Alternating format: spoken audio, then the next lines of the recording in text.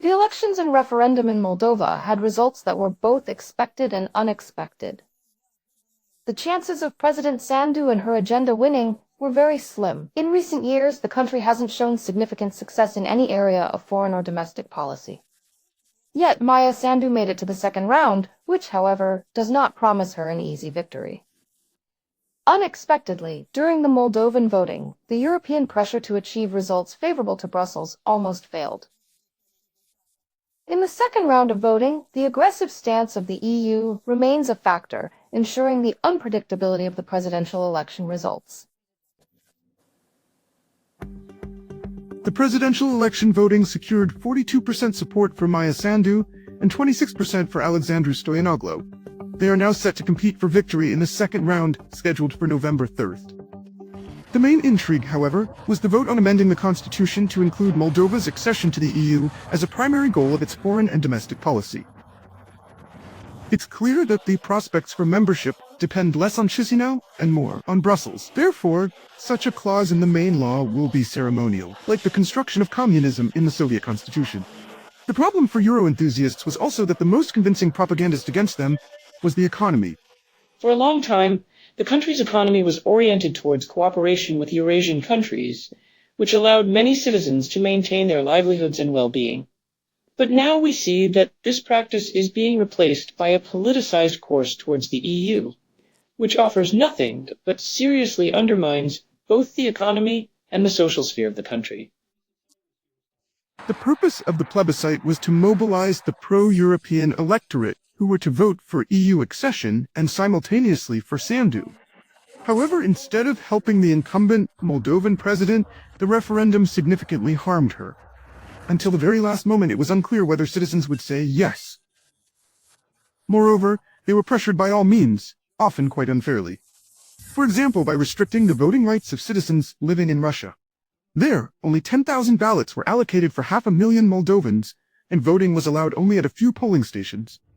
I want to draw public attention from the entire global community to the great injustice being done to Moldovans living in Russia.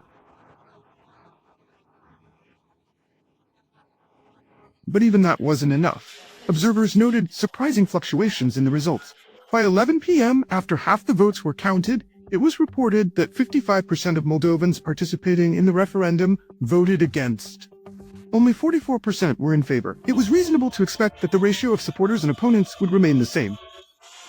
But no, the next half of the voters suddenly turned out to be massively pro-European.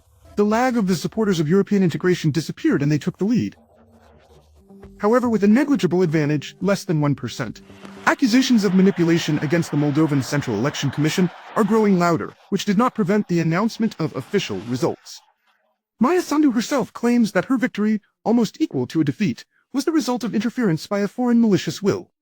Criminal groups collaborating with foreign forces hostile to our national interests attacked our country, using tens of millions of euros, lies, and propaganda, employing the most disgraceful means to keep our citizens and our nation trapped in uncertainty and instability. The EU issued a statement of similar content. They directly blamed Russia for everything. Apparently, in the next 2 weeks, unprecedented pressure will be exerted on the Moldovan electorate to mobilize it, anti-Russian and pro-European. Only this gives Sandu a slim chance of success.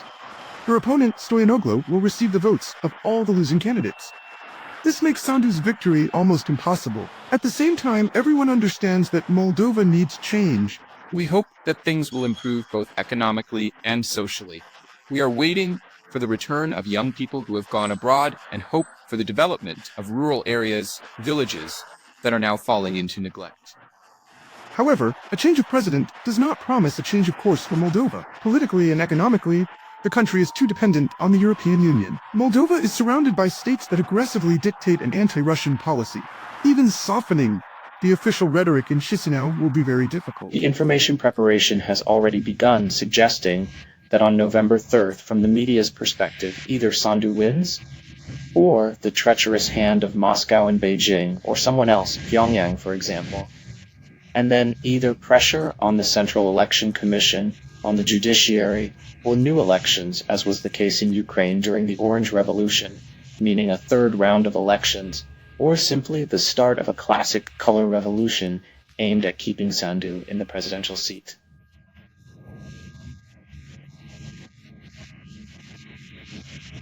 Notably, both candidates, in addition to Moldovan, also have Romanian passports. This alone says a lot about the future president's policy. Oleg Romanov, First Information.